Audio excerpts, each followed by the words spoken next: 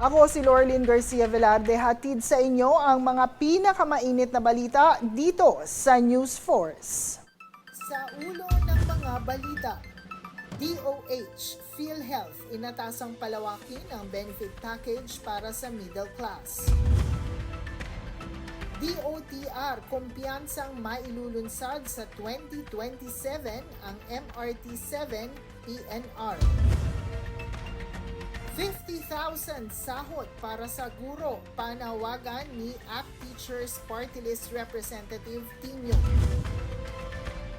Impeachment complaint laban kay BBM, muling inihain ng Makabayan Bloc. Refiling ng impeachment complaint laban kay VP Sara, pinaplano sa susunod na linggo. ASEAN Tourism Organizations handa para sa ASEAN Tourism Forum. Patas at pantay na balita, komprehensibong ulat para sa pulso ng masa. Ito ang News Force.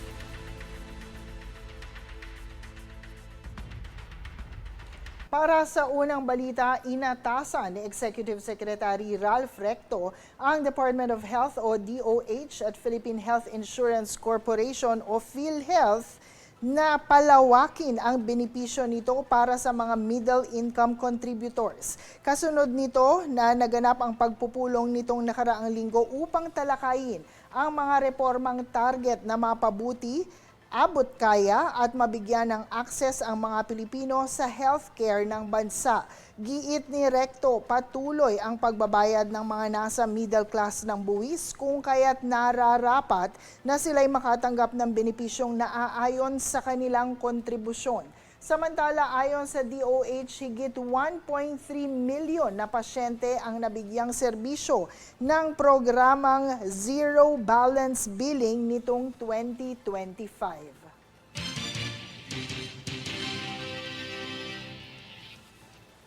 Samantala, pinangunahan naman ng Department of Tourism ang 63rd ASEAN National Tourism Organizations meeting ngayong araw sa New Star Hotel sa Cebu City. Ito ay bilang preparasyon sa gaganaping pagbubukas ng ASEAN Tourism Forum ngayong darating na Miyerkules. Ayon kay Tourism Undersecretary Verna Esmeralda Buensuceso, layo ng naturang pagtitipon na mas mapalakas ang kooperasyon ng ASEAN countries at makapagpalitan ng mga best practices ang bawat isa. This gathering is timely and it is purposeful, guided by the Philippines ASEAN Chairship theme, Navigating Our Future Together, and echoed by the ASEAN Tourism Forum theme, Navigating Our Tourism Future Together.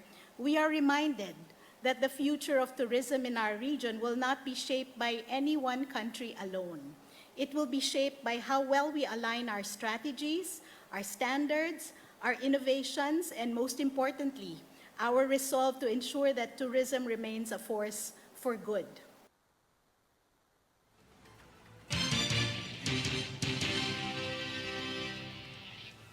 Sa ibang balita, kumpiyansa ang Department of Transportation o DOTR na mailulunsad sa susunod na taon ang dalawang rail projects na Metro Rail Transit Line 7 o MRT-7 at Philippine National Railway o PNR North-South Commuter Railway. Ayon kay Acting Transportation Secretary Giovanni Lopez, inaasahang makakamit ng DOTR ang target nitong full operation ng MRT-7 sa ikalawang quarter ng 2027 o mas maaga pa. Ang MRT-7 ay binubuo ng 12 estasyon mula North Caloocan hanggang North Avenue, Quezon City na makapagdadala ng nasa 500,000 mananakay. Habang 90% complete na umano ang PNR North-South Commuter Railway na may biyaheng Valenzuela hanggang Malolos City, Bulacan at inaasahang ding magbubukas ito sa susunod na taon.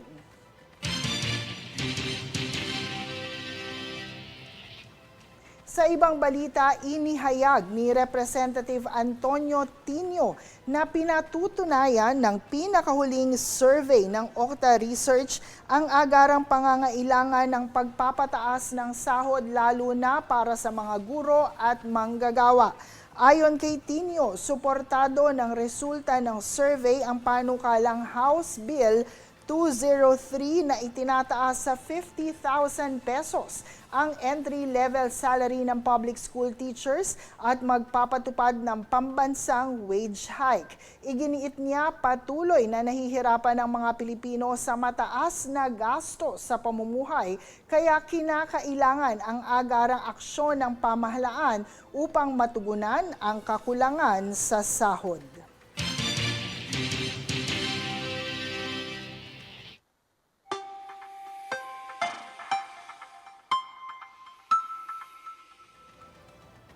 Para sa ating ulat panahon, patuloy na makararanas ng katamtaman hanggang malakas na pag-ulan sa malaking bahagi ng Visayas at Northern Mindanao bungsod ng shear line. Kasunod nito, nagbabala ang pag-asa sa posibleng pagbaha o landslide, partikular sa Northern at Eastern Samar, Southern Leyte, Dinagat Islands at Surigao del Norte. Samantala, Northeast Monsoon o amihan naman ang nagdadala ng malamig na panahon sa malaking bahagi ng bansa, lalo na sa Luzon at sa Visayas. Susunod sa News Force. Impeachment complaint laban kay PBBM muling inihain ng Makabayan Block.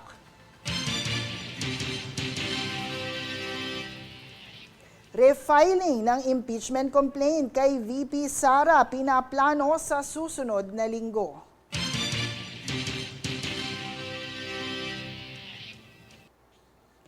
Labing-walo nasawi sa paglubog ng barko sa Basilan. Manatiling nakatutok para sa higit pang mga balita sa pagbabalik ng News Force.